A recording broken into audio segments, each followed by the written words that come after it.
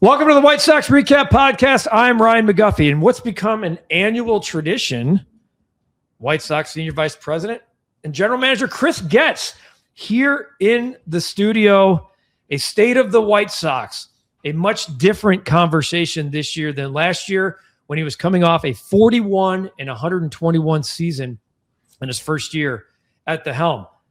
A 19-game improvement, a lot to like, some free agents, Murakami, Sir Anthony Dominguez. We get into all of it. And did Ben Johnson have an impact? The Ben Johnson effect have an impact on how Chris Getz does business. The Catman, you know it's big when David Kaplan hops on the White Sox REKAP Podcast. Cap, myself, Chris Getz. Right now, a State of the White Sox conversation on the White Sox REKAP Podcast. All right. It's our annual. I'm calling it the annual tradition at this point now. We've done it 2 years in a row. That's what tradition is. The Senior VP and General Manager of the Chicago White Sox, Chris Getz, back in our studio. Chris, always good to see you. Thanks for doing this. Yeah, we appreciate your generosity with the time. Of course, yeah. No, we had fun with this last year. And after we did it, we had 19 more wins. Yeah. So if we can, repeat 19. That, I'm in baseball, a man of we got to make sure we continue some momentum and make sure we're doing the same thing we did the year before sometimes. Yeah, I think that's the first thing I have here. It's a much different feeling sitting here, albeit it's 60 and 102, but coming off 41 and 121, there were so many more questions. I went back and listened and I said, gosh, the thing you need to know more at the end of 2025, more than anything, is who are these guys that you have? And the more questions you have answered, the better you'll be for 2026. Well, I think while there's still a lot of questions, when you look at that young core and the way that they came up throughout the year, which I thought was unique, when the guys were ready, you brought them up. You weren't holding players back. You brought up Chase and Edgar right away in April, and throughout the year, different guys came up when they were ready. What about the way you guys did that as an organization did you learn from to say, okay, now look, every player is their own story, but when you have that many players doing it at once, there's something there. Yeah, I mean, when we bring players up, I want it to be organic. I think, through my experiences, when you get a little too calculated on this is the date or this is the time or he needs to, check all of these boxes, it's not. I think we're going against the human being as they're continuing to develop. I mean, there are some intangible factors that are in play. Now, yeah, you don't want to discount, the business component of things because those are real factors that can benefit an organization as well. But in the cases of these young players that we have really high hopes for, Colson was a prime example. Obviously, his story early in the year. I mean, I'm sure we can get into that one at some point, but his struggles, getting fairly innovative and taking him away from his AAA season. And he starts, building up some momentum. You do look at the calendar, not too far off. They're going to Colorado. Okay. Mm-hmm. Team, it's a great place to hit, a struggling team, kind of a welcoming environment for a young offensive player to go play on the road. And boom, he took off and he started rolling. And every story is a little bit different, but that's kind of the information that goes into making that decision. And then, what the White Sox have right now, and certainly last year, is we could give these guys runway. They didn't need to be perfect. Remember when we talked to Shane Smith for the first time after the Rule 5, but really it was in spring training. And I said, listen, because I know the feeling. You go to a new organization, you're a Rule 5 pick, there's not a lot of flexibility, and you feel like you need to be perfect. Hey, man, you don't need to be perfect. I just want you to go out there and be comfortable. I don't expect you to just put up zeros every time you go out there. Go play, relax, and we're here to support you, right? Where you've got these, other instances and other organizations, and I guess another guy eventually we'll get into is Acuna, right? He's with the New York Mets, high-profile guy, gets to the big leagues. Well, he's behind, Lindor, McNeil, Beatty. These higher profile guys, you can't really. So you get higher expectations. Yeah, Alonso. Well, there's high expectations. Yeah, and the expectation to win. But if you don't get hits for the first couple of days in a situation where they have to win in a very competitive division, and it's the Mets killing us. Yeah, it's like go back down, or we'll go with this other guy. And I get it. I mean, at some point we're going to be in a position like that where you got to win that baseball game or else, right? Where we don't, this is an advantage that we can, use it to help us and get these guys just break into the big leagues, earn some confidence, gain some confidence, and kind of just feed off of that. I want to go back to Colson Montgomery, because when you sent him to Arizona, Ryan and I are sitting here in the studio. I'm like, wow, everything I'm reading, this kid's probably not going to make it. Some people are going, that kid's going to be a busted first-round pick. And you didn't send him down to AAA, let him languish down there and just struggle. You said, we're going to tear it back down, and we're going to work with you one-on-one. Where did that idea come from? Because I haven't seen a team do that, frankly, with a number one pick. Yeah, it was awesome. No, it was awesome because it worked, right? Right. But it's kind of a more of a philosophical kind of approach of what we're taking. It is, it's nothing profound, but systems thinking, right? And it's knowing that one area affects another area, and when we come to a decision like that, all right, how is that going to affect the player? You start that, like, where is he, and what's the upside and what's the downside of doing this? How does this affect the major league club? Because it does. We've got a guy that we need to, we weren't getting any production at the shortstop position. We were hoping that Colson was going to come along a little bit quicker, coming out of spring training, maybe not break with the club. You've got, the amateur scouting department, you've got your hitting department. It's like, all right, let's all talk about this. And what are some ways to solve what's going on here?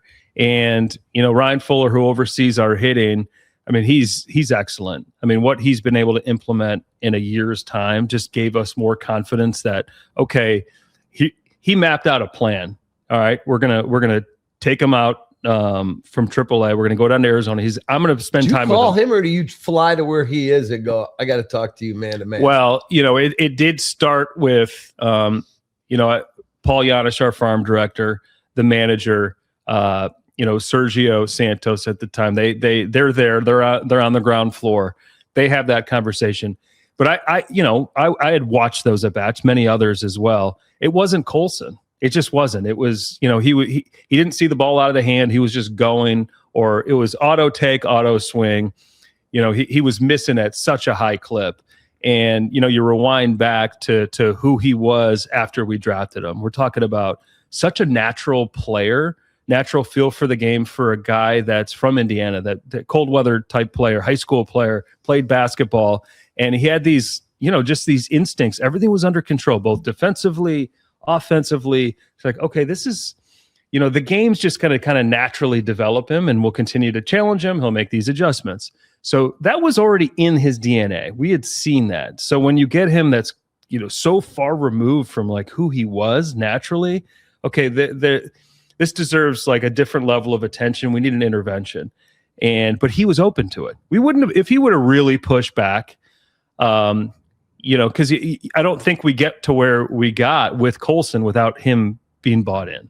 And I think he bought in because of the people and the trust. So those conversations all happened both, organizationally with the player. And I called Colson. I did. I was like, okay, just where he's at. Where is he?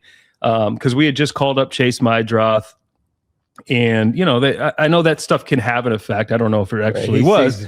Someone else is going up and playing shortstop. And, I just wanted to take his temperature. And, I said, Colson, I just want you to know we're going to figure this out. But you can't quit, right? Just do not quit. I said, I don't know how the rest of the year is going to play out. I don't know what next year is how that's going to play out. We're going to figure this out. Okay, so we're going to, I don't know if this is going to work, right? And he's like, Getzy, like, I'm not quitting. Like, that just wasn't, like, he said it so matter of fact that, I was like, all right, we're going to be fine here. And we did it. We pulled the trigger on it. He goes to Arizona, has his 7 to 10 days down there. And that type of work that Ryan was providing with Colson. Sure, there was some mechanical things, but also we need to kind of adjust his thinking, right? I mean, and I think easiest, most simple way to kind of explain the thinking is, his engine is so strong, right? It's not like, the average major league player or professional athlete. We're talking about a guy that's super explosive, but if it's not controlled, it can be a huge disservice, right? And so, first pitch of an at bat, if he misses or, it's a big miss, he fouls off, or he doesn't pull the trigger on a swing, it's this reminding of, hey, I've got something that is so much different than everyone else. We need to get this under control. Like, I'm in a better position than other people. Rewiring his thinking versus, here we go again. Right. Which happens to so many athletes. So you're rewiring your brain, rewiring your thinking. I actually think that was probably the biggest thing, let alone some mechanical tweaks. I remember, we put him back in AAA. It was a day game in Gwinnett. I was watching it from the house, and it's the first at bat, and you don't want to make too much of a one at bat. What is that? But you got to hit. And I was like, man, like that. How great is that, right? Just to get that level of reward after this leap of faith of going to Arizona. Got a lot of attention because it's Colson Montgomery. And, he didn't just take off, but it was his at-bats were a lot better. He was taking his walks. He was squaring up pitches. You could see it starting to come together. And then, we got to a point where it's like, all right, he's in a pretty good place. His defense was sharp. That was the thing that gave us a lot more confidence too, where, he was, man. And the thing about Colson defensively, and it got even better in the big leagues, his throws are just, they're money. The first base, square, strike. He was always showing up defensively. So, okay, at the very least, we're getting that level of production on one side of the ball. And then, we picked Colorado, and he made a tremendous catch that first game, got some hits, had a really good series, and off and rolling. But it was just a great moment, clearly, for Colson Montgomery. But the organization, and you look back, prior experiences of where the organization was. This was because we had the infrastructure in place. Win. And so easily it used to be, well, I guess we'll tackle this in the offseason and see what happens, what shows up in spring training. No. So now, we've kind of opened up this new blueprint of development of these players, right? Is it going to be smooth sailing for Colson Montgomery? Of course not. But if, we're obviously in such a such a better position with him going into this year, and he showed the world what he's capable of doing. And it was because we were able to, take that risk, but it was a calculated risk, and he answered the bell. I definitely want to move on from Colson, but one thing when you're talking about the organizational win, here are the players that had more home runs than Colson Montgomery in the second half: Raleigh, Caminero, Ohtani, and Schwarber. Like, those are the cream of the creme. Like, that is the best you can have in terms of home runs. Now, it's not all about home runs and RBIs, but he was third in RBIs in Major League Baseball in the second half. And when you project as an organization, like, I think he could be a 30-homer guy in the future, and you try to plug and play. Well, now you know that he can be a 30-homer guy.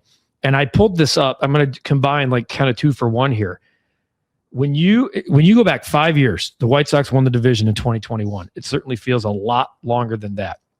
I went and looked at the Major League Operations staff in 2021, and then the Major League Operations staff in 2026. Do you have any idea what the number of 2026 is right now? What the number is? Now, this is just per like White Sox. I pulled from whitesox.com. That number is 45 currently. That number in 2021 was 20. So in 5 years since a division title, you have more than doubled your operations staff, and see a success story that is way unconventional than the old method, whether it's the White Sox method or the old Major League Baseball method, because there's not a team that you can point to and go, hey, remember when the Arizona Diamondbacks did this with Corbin Carroll? No, they didn't do it. When this stuff happened, it became bust, can't happen, won't work, move on. Now you have a prototype. Now the player has to buy in like Colson did, but fast forwarding to like adding that much staff, you just added a third assistant GM. How much has that changed the way the Chicago White Sox are operating currently? Well, when I was named the general manager, Jerry and I had conversations, and he told me, and I didn't need to be told, I want you to study these other organizations that are having a lot of success. Okay. And so I did. I looked around. All right, what's Milwaukee doing? Right? What's Cleveland doing? Why did Baltimore get such a boost? Yeah. Right? Don't pay attention to I'm gonna look at organizations that we can model ourselves after. There's obviously positive takeaways that you can still take from the Dodgers and the Yankees and the Red Sox, of course. But I really, started assessing the league and why they were having success.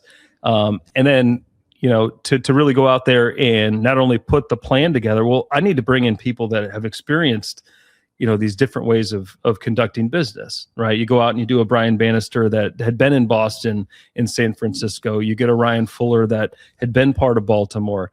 You grab Josh Barfield that was with the Diamondbacks that did a fairly quick turnaround and got a lot of credit for the development of those players. You bring in a Will Venable, Yep. Who highly sought after manager that had experience with the Cubs, the Red Sox, the Rangers. They just won the World Series. Walker McKinven, Milwaukee Brewers. And he was a guy that had worked in front office. He worked his way to a major league staff. You bring in a Carlos Rodriguez here recently, who's with the Rays. Okay, Rays. We all know what the Rays have done with minimal resources. All right, where are they putting their attention? Right, it was infrastructure. Right, it was people, it was process, it was technology.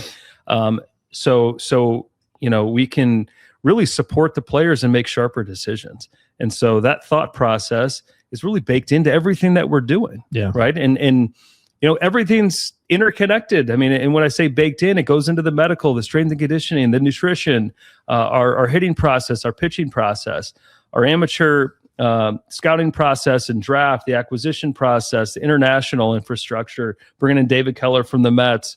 We're building a new academy that we've broken ground on. So, you just start to really, focus on these areas, these foundational pieces, which I've talked about from the beginning. But, now it's not, we're not just talking ideas, we're tangibly doing it. You actually have 45 members on your staff now. And we're starting to get results at the top, at the major league level, which gets the most attention. In terms of looking at the Robert deal as you go through it, had been speculated for a long time. Take us through that process of how you finally get it done. There are reports out there, well, they didn't want to eat that money, but they would do that. You said, hey, I'm going to make the best deal for the White Sox. Yeah, I mean, Louis in general. I mean, obviously a super talented player.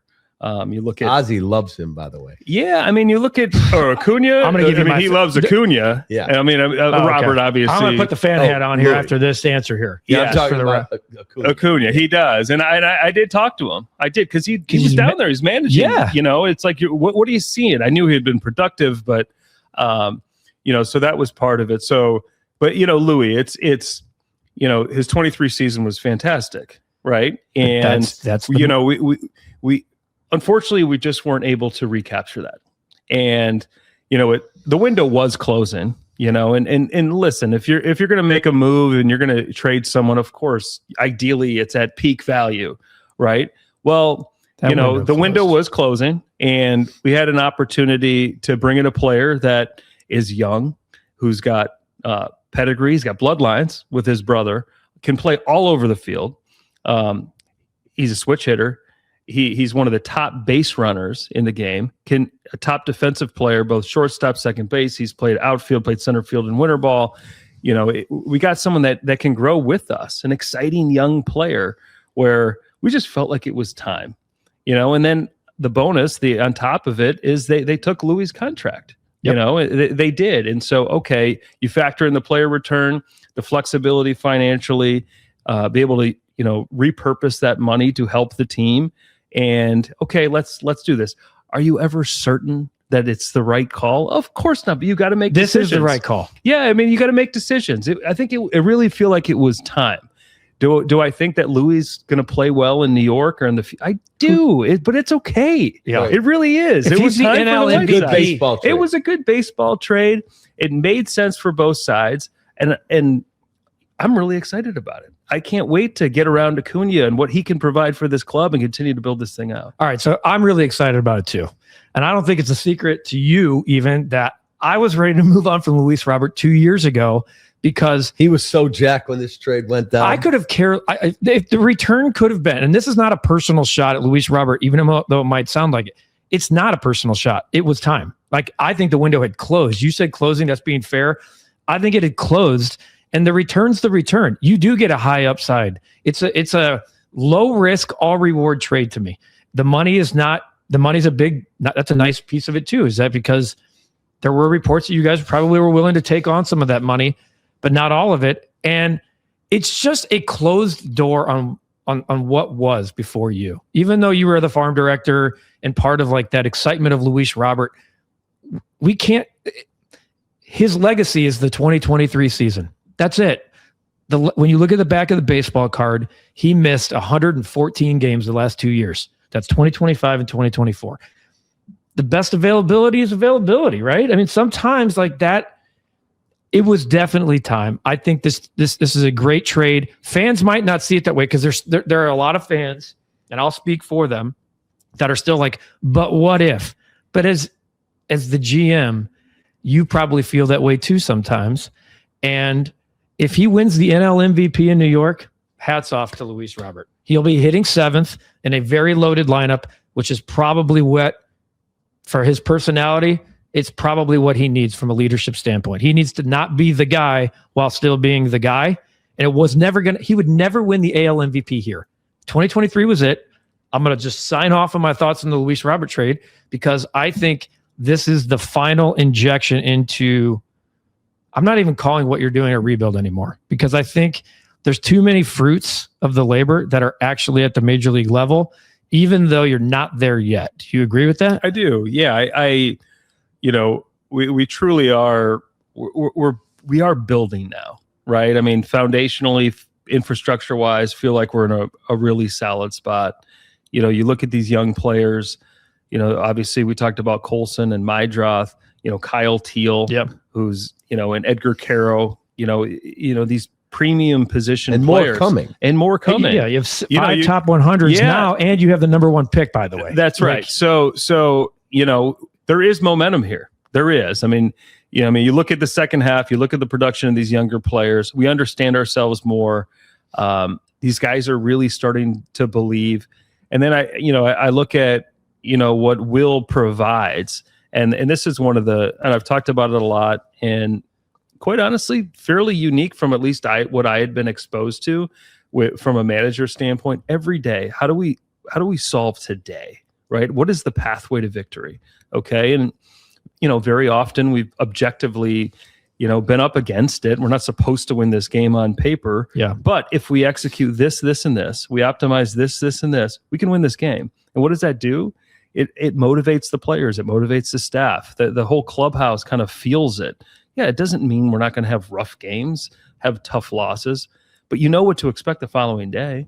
It's rinse. You rinse, you shower it off, get some sleep, and you go and win the next one, right? I mean, and that, I mean, it's not cliche. It's real. Like, this is what, a healthy clubhouse looks like. So if you've got, this pool of talent that is continuing to come, but is beginning to develop at the major league level with this, cultural feel that's being provided by the staff in the front office, good things are going to happen. There are very few times you get to pick number 1.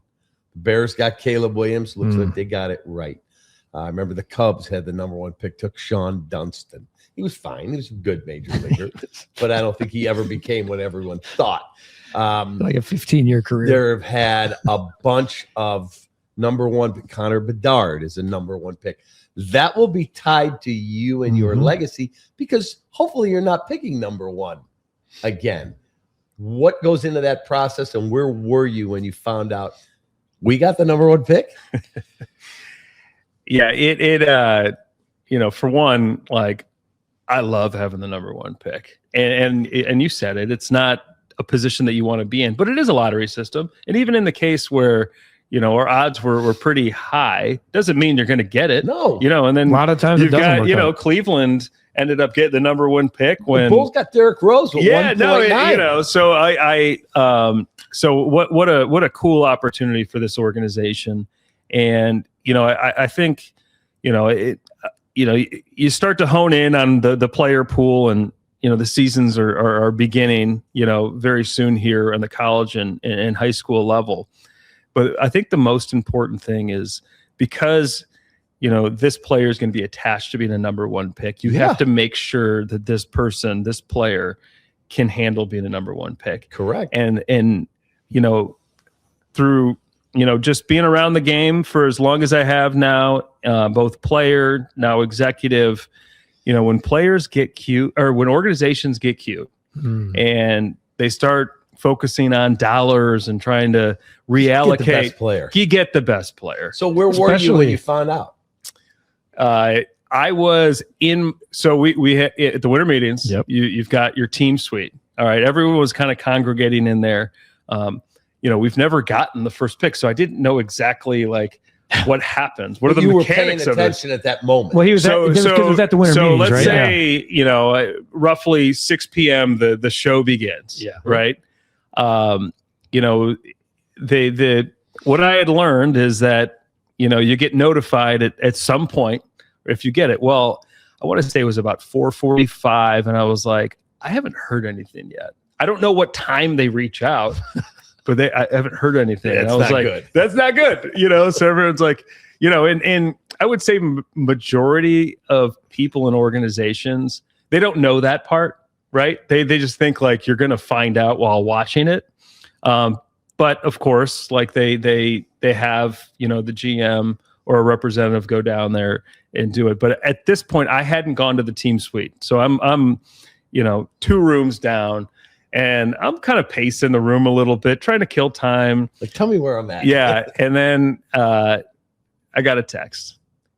And from? I won't say from whom, because I'm not exactly sure he was supposed to know, but he knew. And he said, hey, we're getting this pick. Okay. And then more detail came. So what I did is I let Jerry know. So you called Jerry, or he's there? I called him. Okay. Well, I called him. He, and he hadn't gotten to the team suite because we were all just going to meet and, kind of hang out. It's a fun moment. And I called him and I said, Jerry, you can't tell anyone. Right. And he's like, all right. I won't. Did you think about not telling him and letting him? I couldn't do that. No, I can't do that. But so, all right. So the person that let me know, I know, and Jerry knows. I leave the suite. I leave my room. I'm walking down to the suite, not far, and the door's cracked. And of course, we all know Jerry likes smoking his cigars. And I hear this interaction between he and Josh Barfield, right? And Jerry, he has a cigar, about to light it, and he goes, "This is my first pick cigar." Right. I'm like, Jerry, you're not supposed to tell anyone, but he wasn't saying, he was just preparing. He was preparing for good luck. Right. So I was like, oh, this is the best part about Jerry. Like he makes these comments and it's like, what does he mean by that? Those types of moments. And I walk in and learn more about that conversation, and you're just kind of sitting there. Now they brought up security. Like I needed to be escorted, to down to the stage, right? Kind of like we had out in the parking lot for you. Yeah. And they walk you down to where they're holding the draft lottery, and you're it's all like behind the scenes stuff, right? I mean, it's like the inner workings of like the hotel. You're seeing all the employees and all that, and then you go through this back door, and they've got this curtain. And then the stage, I'm off to the side. I remember like kind of walking, forward, and someone from the other side of the room was like, stay back. Cause it was, it's like, blowing the lid off of it. Right. Like it was like, yeah, I was like, okay, yeah, never mind. Right. And then I'm off to the side. I'm getting told when to go on stage, and, and I'm Mike Shirley was with me, our scouting director, and we're still kind of digesting this whole thing, all like, very new. Holy shit, we got it. And then you've got this live event. You're walking on stage, and you got Harold Baines representing the White Sox, and Harold. I mean, he's evidently it's prim and proper. It's simple. You don't see a lot of emotion. I'm walking up there. Harold looks back at me like this. I'm like, Harold, we should hug this out, and we did. It's still this live, filming going on.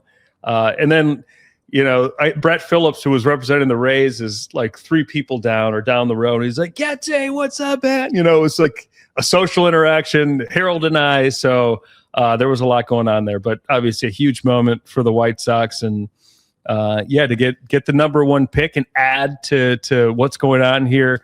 Gosh, this is you feel like we're heading somewhere special. I love what you said about not getting cute and focusing on dollars, position, college versus high school. Zero in. There's probably, we know the name that's being floated out there. You got a guy like Rock Chalowski that's, first of all, the name is just so Southside synonymous, but when you look at Baseball Americas and the projections, best possible pick in 20 years, yada, yada, yada. I'm not asking you to unveil the pick, but when I look at the top 100 for the White Sox a year ago, and it had multiple catchers, something the organization hadn't had in decades. Now, currently, take the number 1 pick off the table, multiple shortstops. It's the first time where I'm looking at going, man, they're really honing in on, they're not really worried about, we have 3 Colson Montgomery's a shortstop. We're not giving him the job and going to draft around him. You're just going to draft players, and we'll figure it out if and when that happens. And while you're building a great farm system, other teams are going, well, shit, we have no depth at shortstop. We have no depth at catcher. Want to make a trade? So just the idea of best player available and not worried about, you're building kind of the best pieces of the organization, the quarterback, so to speak. Just talk about that philosophy, because that's something when you look, a lot of teams, this is not just a White Sox thing, a lot of teams fail in the first round because baseball's the hardest draft by far. But this one feels like you can't miss when you have number 1, right? Yeah, this draft does feel different. Obviously, there's some distance still till draft time. But the industry, our own people, the nice thing is that there does seem to be a couple guys. It's not just one. Mm-hmm. Now, obviously, Rock Chalowski has gotten a ton of attention. Probably the name, obviously, a very good shortstop with power. With the South Side. Yeah, no, it's great. So this is a good year to have the number 1 pick. That's my understanding. Obviously, time will tell. But going back to, the shortstops, the catchers, from the beginning, premium position. Yep. And it's, I think some of the mistakes that are made is when you try to, focus on position of need on your major league club. There's too much distance from the draft to the big leagues as well, right? But also this premium position is gold. It is. Let alone, you talk about shortstops. You look at San Diego Padres, their whole team's shortstops. Yeah. And figure it out. Yeah. And so, you put Jackson Merrill in center field. You got Cronenworth that's playing all over the place. You got Bogarts. You got Machado. Tatis is now in the Tatis' outfield. So these are really good athletes, can do a lot of different things. Now they can hit, they can, helps. Which is super helpful. So, but yeah, if you want to repurpose, if at some point you feel like you need, an upper echelon arm or a certain position, more times than not, you can move the shortstop or the catcher or the center fielder for that. I'm sitting at home, and I talk to him 100 times a day, and I'm like, they're just saying that the White Sox got this kid from Japan, Murakami, right? The third baseman. Hadn't heard that rumored big power, big. The White Sox get the deal done. How did that go down? I can confidently say, I can confidently say no one expected that one. Right. And truth be told, most of whether it be the last year, I didn't expect No, him to be with the White Sox. The projections were 5-6 years, 100 million plus. That's right. Yeah. I mean, it you know, we scouted him. We've been on him, whether it be WBC, you know, in Japan, you know, David Keller going over there. We've got a scout over there. And I remember, you know, David came back from a scouting trip, and we talked Murakami and, you know, talked about kind of the figures that have been thrown out there, the expectations from, you know, media over there, people over there, let alone people here, that this wasn't going to be realistic. You know, the unique thing, though, when it comes to the overseas player, the Asian players, the posting windows. Yep. Right. And you know, in this case, you know, they've got to choose these windows. Well, you know, I understood why they chose their window, because, you know, he wanted to come over. He wanted to train. He wanted to get to the States. He wanted to, you know, he's working out in California. He wanted to sharpen his defensive skills, work on his body, just really get that process going. But, you know, every offseason is unique. And you look at, you know, the player, like through his posting windows, the players that were still available, the dollars that at least speculatively was going to take to sign him, you know, it started to get to the point where, okay, this posting window was closing. Players or organizations wanted him, but they also might have had eyes on other players as well. But if we go commit to this, that takes us out on this player. And so as that window was closing, that's when it got real. You know, I you know, Excel, Bobby Barrett, and Casey Close, we've got a good relationship with Excel. They've got a handful of our players on our club. They know our organization. They know what we're trying to accomplish here. They know that a runway for a young player could be very welcoming, like it could be for a Murakami. It's Chicago. You know, it's the White Sox. It's a market that really hasn't been tapped into from a Japanese player. You know, obviously the Cubs have Seiya and Shota. They've got a little bit more history. Does he call like a guy like Darvish, who Jed had told us Darvish is like the godfather to all these guys, and say, what is the market like? Well, I do know that he's close to Shota and Seiya. I don't know about you. I know more about the current players on the Cubs, and they were very positive about the Chicago experience. Obviously, Cubs, White Sox is different, but the city, you know, how welcoming, you know, for the families. You've got direct flights. Mm-hmm. I think that's something that, you know, I've learned as well through time, where, you know, you getting to a certain city from Tokyo, you know, it can be a little harder to get to a Cleveland or Pittsburgh, or where Chicago, let alone, you know, it's an international city. It is. So that did help. It did. And he has spoken about that. So, you know, when it started moving, I keep on going back to the systems thinking, and, you know, bringing in a Murakami, and you always have conversations with Jerry and our business side. And all right, how does this impact, you know, the business side, right? You're you know, how does it impact ticket sales and sponsorship and being able to tap into, you know, the Japanese sponsorship world, and having those conversations when it became, you know, a little bit more real, that they were starting to lock in on us a little bit. Like everyone just kind of, okay, you know, how do we get this to the finish line? Better get Brooks and George over to Tokyo. That's right. Yeah. Brooks was just over there, so I'm getting the download. So, but it just, what a boost. What a boost. And listen, we're talking about a player that, you know, has tremendous power. Right now, why was he available? Right? Why were the White Sox able to get him?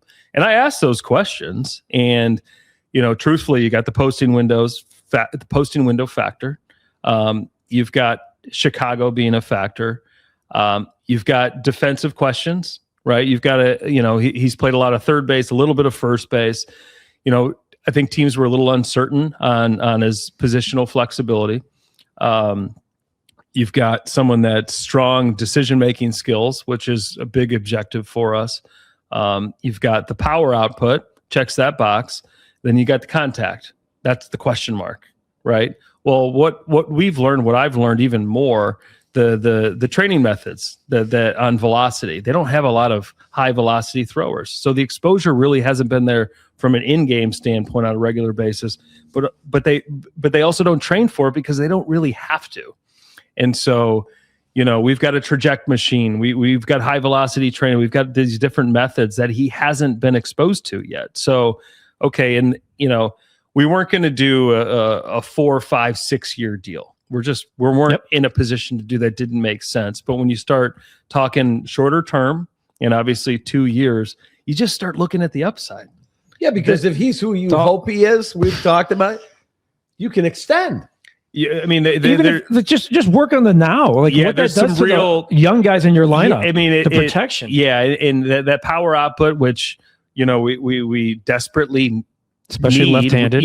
Left-handed bat, and just that physical presence in a lineup.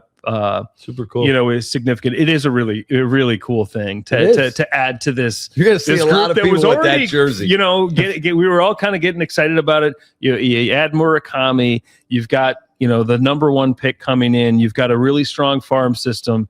It's coming together. Yeah, and you see it. And like when you go back to the early 2000s when you had Shingo Takatsu. And he would come in with a gong, and you had Tadahito, of course, being such a big impact in 2005. The fans will definitely hop. He starts hitting bombs into the right field porch. Those jerseys around. You'll see the jerseys around. Back to there's some umbrella effect to Luis Robert, obviously. Currently, your 40-man roster of outfielders is Brooks Baldwin, Andrew Benintendi, Derek Hill, Tristan Peters, Everson Pereira, and that's it. Unless Acuna, I don't know, is Acuna a floater right now? Like he could be, I guess, one of those outfielders. Yeah, I mean, he could get some outfield action as well. There's a lot of people like, oh, who's in right field? Or that's why you don't trade Robert. I would argue against that heavily again. But, then there's I call it the bridge to Braden, because it might be a little unrealistic or unfair to, even though I know you've said we're hoping he's competing for a spot. But when you just kind of look, there's a gap there in terms of, you don't want to put too much on the kid at the same time. You want the excitement of him being your right fielder for a long, long time. So you said the dollars, the exact quote is, we've already been talking to agents and clubs and anticipate a roster that's going to continue to evolve. We're very active. This is post-trade. There's a follow-up question here, but in terms of the outfield market, are you happy with where you're at before you head into spring training? Is there a void there? Well, I certainly, can state that it's not a perfect roster. Right. It isn't. There's weaker spots, but and we run our projections, you look at the roster and there's different ways to add wins, right? I mean, you look at last season, for example, the 1-run losses, the 2-run losses, how significant they were. Well, there's a lot that goes into a 1-run loss. I mean, there's so many different components that go into it. It's not just a bullpen that wasn't able to close it. It's the runs scored, it's defensive plays, all those different ways. There's different ways to put together this roster. So yeah, I mean, you look at the outfield, those are fairly defensive minded players. You talk about Pereira and Hill, they can cover ground. How much offense are we hope that we're going to get a fair amount out of those guys, especially Pereira. But there's different ways to finish games. I mean, it could be bullpen. We've been we're pretty close on closing on a significant reliever, repurposing the Robert money.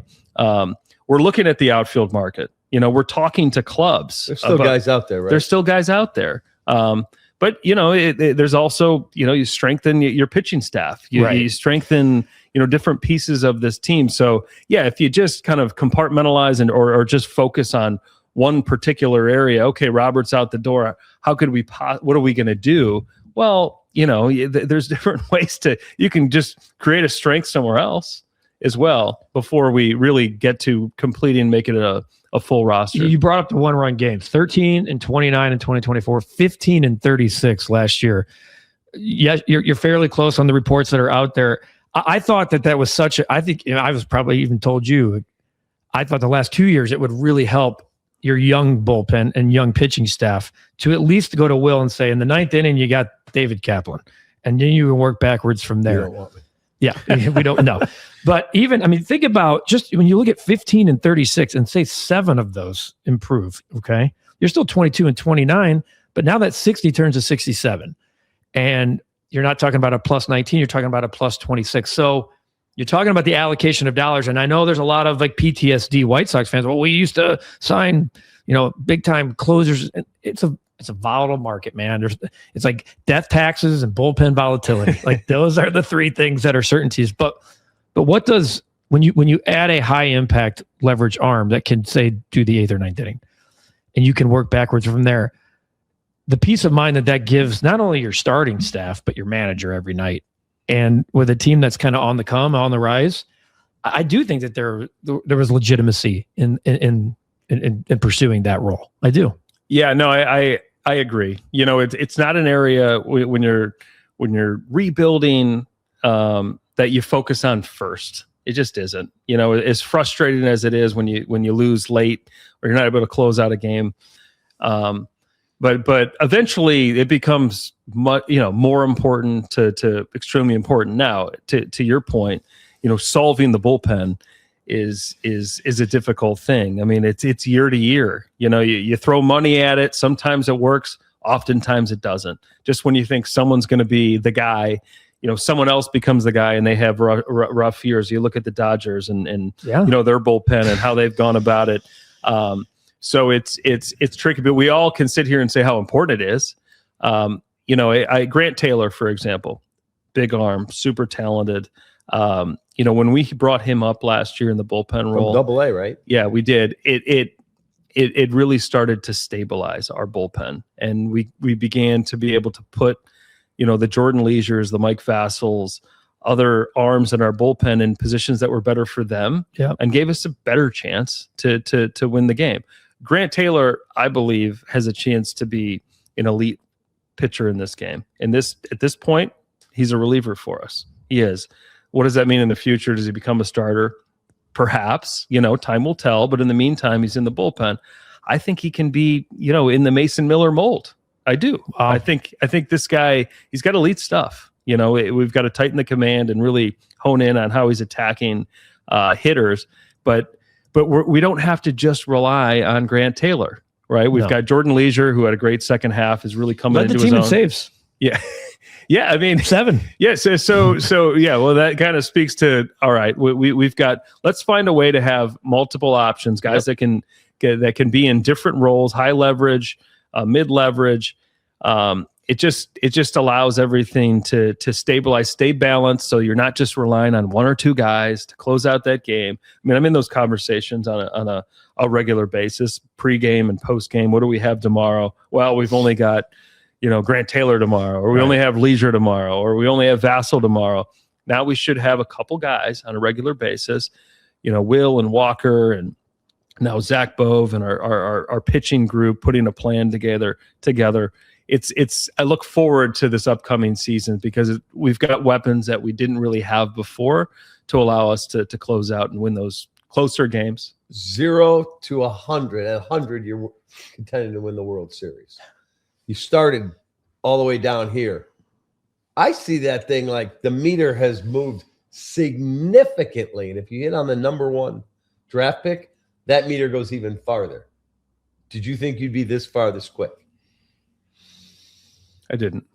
Yeah, I didn't. You made a lot of progress. Yeah, we did make a lot of progress. And Crochet trade was huge. It was huge. And going into that year, I mean, what was Garrett? It was a maybe, pretty good reliever, coming off injury. We're trying the starter thing, and then being able to capitalize and reinvest.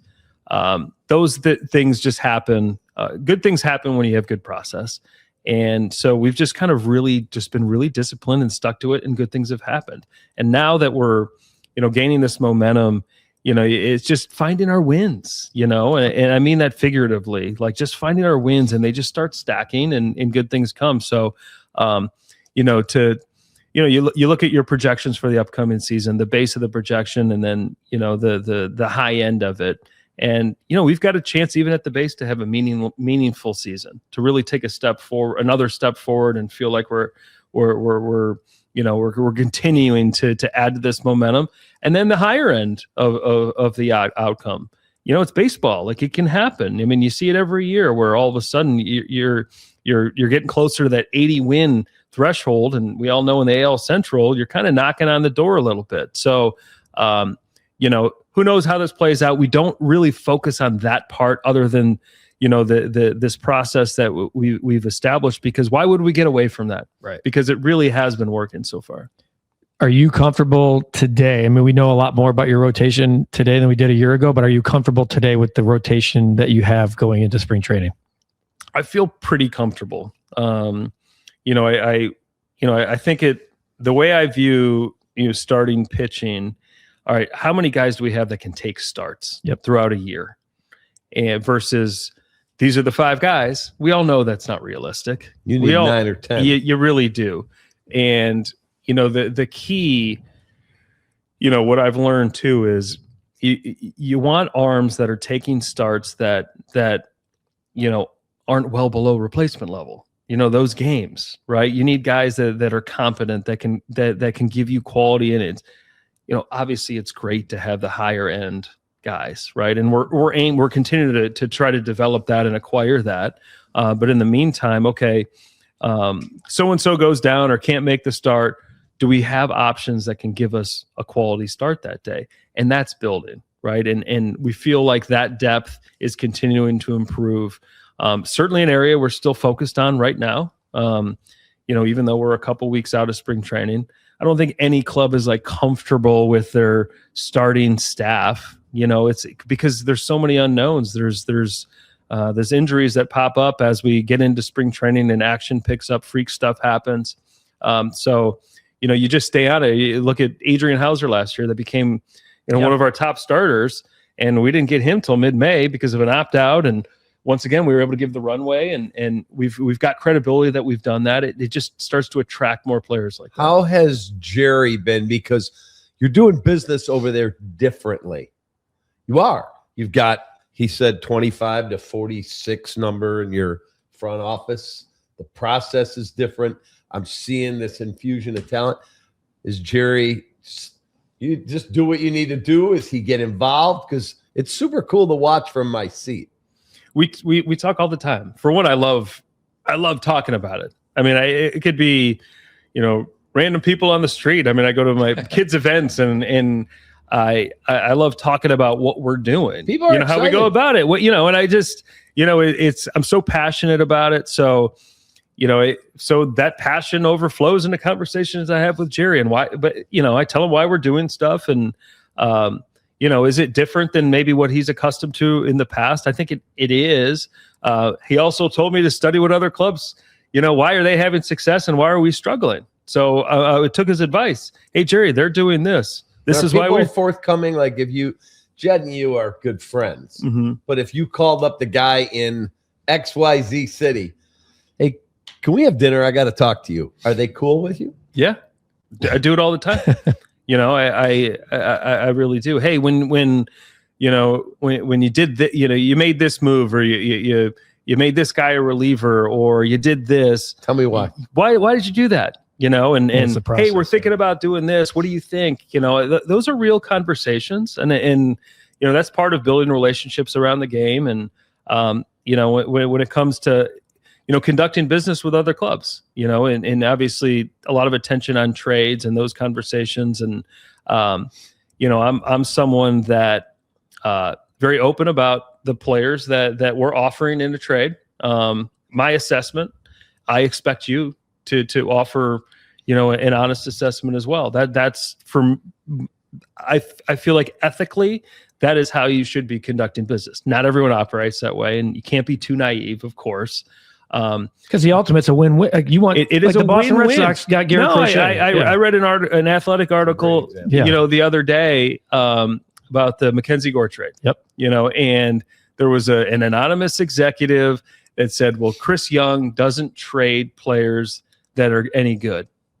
And I said, whoever said that, like, shame on them, right? Like, if they feel like that is an advantage of some sort, right? Because I know CY doesn't feel that way. That's not what he's doing. Obviously, you need to understand your players, but this isn't I'm going to send fool's gold over here or over. The message would get out pretty quick. I don't believe in that. Yeah, I don't, and I don't think when it comes to trade discussions. So I'd like to think that I've earned that credibility and trust that allows me to have conversations like what you're talking about, where, hey, I'm curious here. You know, when you hired your head of research and development, or your scouting director, or your head of medical, you know, how did you go about that process? And you know, you find people that you lean on and you trust, and they share that because you've earned that trust. Do you have one person working in your organization where you're like when I was a kid, they had the third base coach and the first base coach and the hitting coach. Then it was a big deal. We added an assistant hitting coach. Do you have someone in your organization you're like, okay, I don't even know how to pronounce that guy's title? Yeah, I think the answer is yes. And you know, I listen. I do think that there is an arms race at times in our industry. Technology, you know, science. You know, it now. You know, I think what it's not just about adding. You know, it's not only, you know, making adjustments and maneuvering and adding, but it's also, hey, this isn't working. Let's move on from this, right? It's not just stacking all of these names or these numbers. That's not the answer. It's still about getting to clean decision-making, because you can also overcomplicate things and you can layer things so much that you're just getting lost in the process as well. We still need to get to you know, to positive results here. So, but through that is being responsible. Right. And so through that responsibility becomes adjustments. It's not just about, you know, adding this and throwing money over there. Like that's not it. It's about identifying what's working and continuing to invest in that. Yeah. A lot of people are talking, speaking of investing, fans are out there. They just want to spend, right? When is the money going to be spent? Why is the money not being spent? You guys are 27th in payroll as we currently sit here, roughly 82 million plus, 121 or so in taxed payroll. But look, the elephant in the room is 2027. I don't want to feel like it's 1994 all over again because of where the White Sox were in 93. And then it's just fans. I mean, all of us who were White Sox fans 30 plus years ago know how that ended. But how do you not let something that's completely out of your control in a labor dispute and all of that momentum you've been discussing the entire time get in the way of that momentum and the good buzz that you feel? Because the idea of a lost season that's unethical to me. And I really believe in my heart that there won't be a lost season, but it does impact the way you do business, or does it not? You know, my take is truly that we are perhaps better positioned than other clubs. I am knowing, there's some unknowns here with 27. The CBA is expiring. We know that there's different levels of outcomes here. And I know, I'm sorry to interrupt, but in 2028, you have nobody currently. I think 2027, you have 4 players on the books for. We're in a very good spot. Yeah. Financially, clean books. Yep. We've got young talent that players that are good. Controllable. We really are building here. So you come on the back side of this. I regardless of what the outcome is, we're well positioned for this. And you know what? If for some reason maybe it isn't in our favor, we've proven we can maneuver. We'll figure this out. So I really don't focus on it too much because in my heart, I just feel like we're in a really good spot organizationally. So we'll see. I mean, there's still a faith that there's going to be this is going to be figured out. I do. I think record ratings for the 18 to 34. Yeah, I think we can acknowledge like 2 things here. That the sport is, people are into it, right? They are.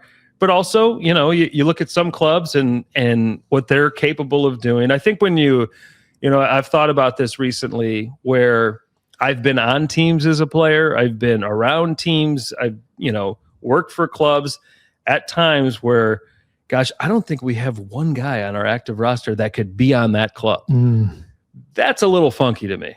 Okay. Now, I don't like to complain about it without a solution. Like, that's pretty annoying. But I think that there's some level of, acknowledgement here that, okay, there probably needs to be some adjustments on both sides. Yep. What clearly are the solutions? I don't really know, but there's something that probably needs to You'll change. adjust whatever the We'll solution adjust, is. Yeah. and we are in a position to adjust. Some of these other clubs, depending on what the outcome is of these Might be negotiations, hamstrung. yeah, they might be hamstrung. One of the things I heard about in the past, in recent past, from free agents, and was looking at destinations, and the White Sox weren't necessarily the place that other players were talking about. Hey, you want to come here? That's part of your job.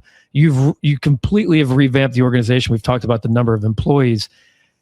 How do you change perception when you, in your role of this being other than money? Like, let's not, at the end of the day, money's going to talk, but the perception of that, we take care of players, we take care of families, we take care of you, we take care of you when you're on the IL, we have advanced analytics, et cetera. Has that been part of this process as well? Yeah, absolutely. When I took over and I just assessed the current situation, and I know I was, coming from the organization, but I was the farm director. I wasn't around day to day major league operations. Didn't work, in international. There were some touch points on the amateur side. But yeah, through this full assessment, I'd learned that, okay, there's some areas that need to be cleaned up reputationally. There's too many things to point at, and that just cannot happen. We've got so many good things going for us. I'd say number one, we're in Chicago. Yep. I mean, there isn't a player or a player's wife, girlfriend, whomever that doesn't love being in Chicago in the summer. It's a fantastic city. It is. So, but they want to feel like we're taking care of them. They can just focus on the game and be the best version of themselves. And how do we take care of the family medically? Do we have a system that can be trusted from the players? Do we have the resources that they can really dial in on their swing, their delivery, to really, maximize their talent on the field? Can we offer runway? What are they going to get from Will Venable, our coaching staff? When Will talks to players, I mean, he's just, he's such a good communicator. He's such a trusted individual that works in our favor. It does. And now, players are very smart. They talk to each other. They have their experiences when they're playing against us. They hear things, and we're in a pretty good spot. I had a player tell me, it's the last thing I got for you. He said, look, I'm going to make stupid money wherever I go if you're a high-end player. But he said, I want to know that if I'm pitching, he was a pitcher, if I'm pitching tomorrow and I'm in the hotel and I'm trying to get a good night's sleep and one of my kids is sick, that my wife knows there's a hotline she calls, like a concierge almost. Hey, this is Mrs. So-and-so, and my son is 103. We've got it. There'll be a doctor calling you in 5 minutes. The White Sox are on top of anything we need. He said that is what's important.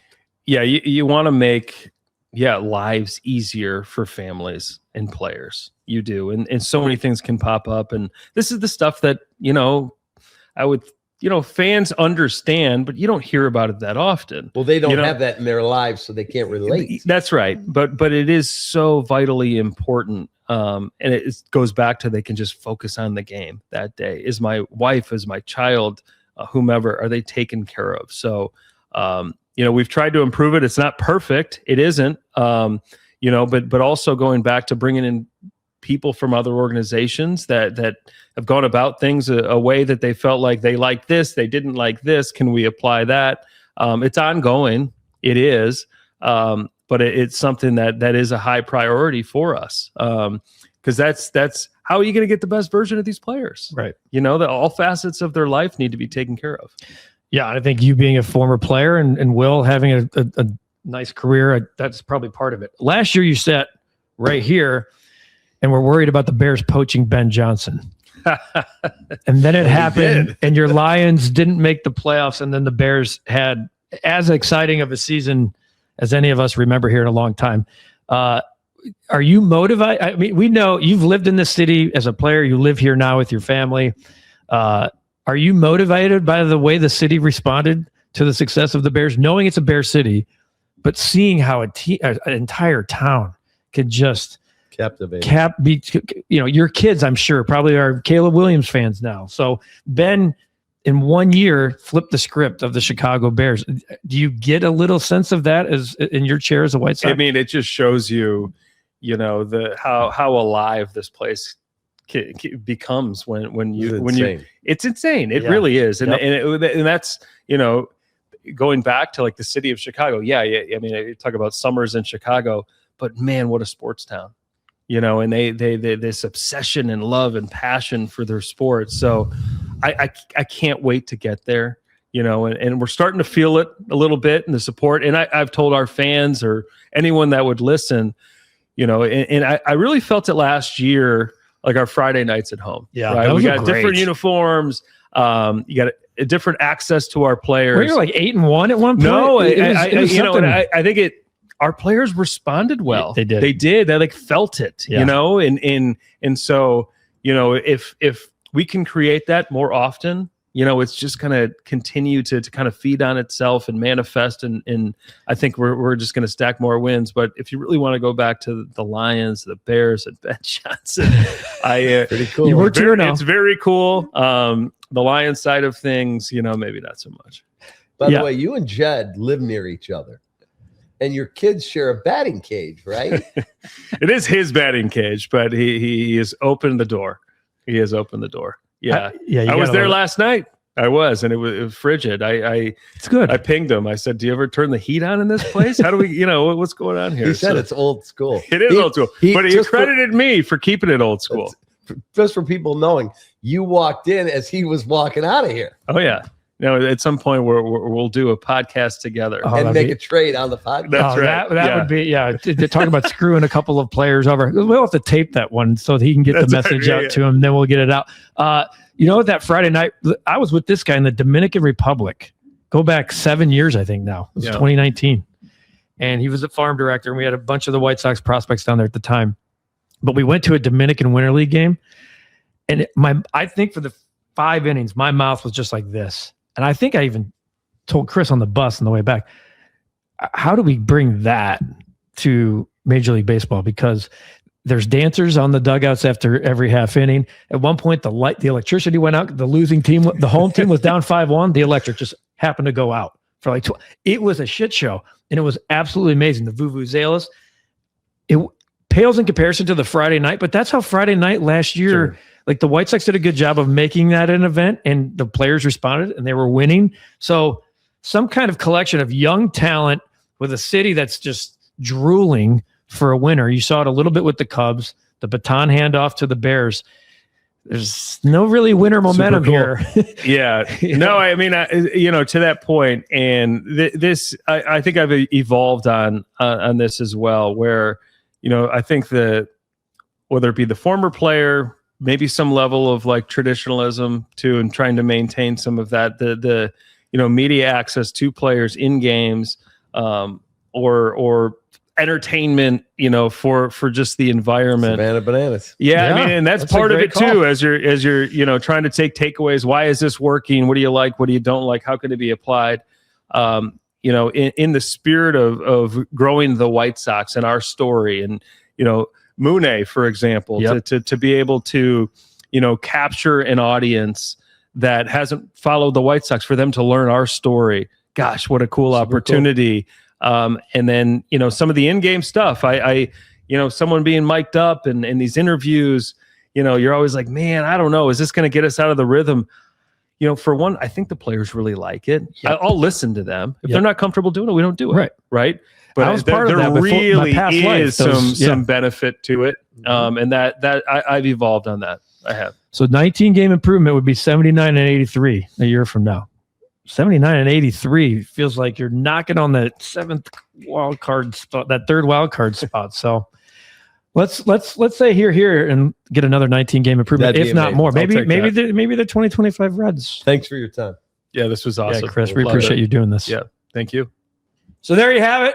A very in-depth look at the Chicago White Sox as currently constructed, while being constructed, how 2027 isn't really playing all that much of a factor, and how Chris Getz is building this exciting roster. What's to come? Another 19-game improvement? Who knows? Can they flirt like the 2025 Cincinnati Reds did, that might be a big ask. But there's certainly a lot of positive things happening on the South Side. And this is even after the Luis Robert Jr. trade. And obviously, it's very clear where I stand on the trade of Luis Robert. We thank you for watching this episode of the White Sox Recap Podcast and on audio form, wherever you download or listen to podcasts. Make sure, if you're not already a subscriber on the recap, what are you doing, man? Your neighbors are. The person across the street is. You should become one too. And every time you click that notification bell, we send you an alert every time there's a new episode of the White Sox Recap Podcast or any of the content we do right here at the Recap. For David Kaplan, for Chris Getz, I'm Guff. We'll see you next time on the White Sox Recap Podcast.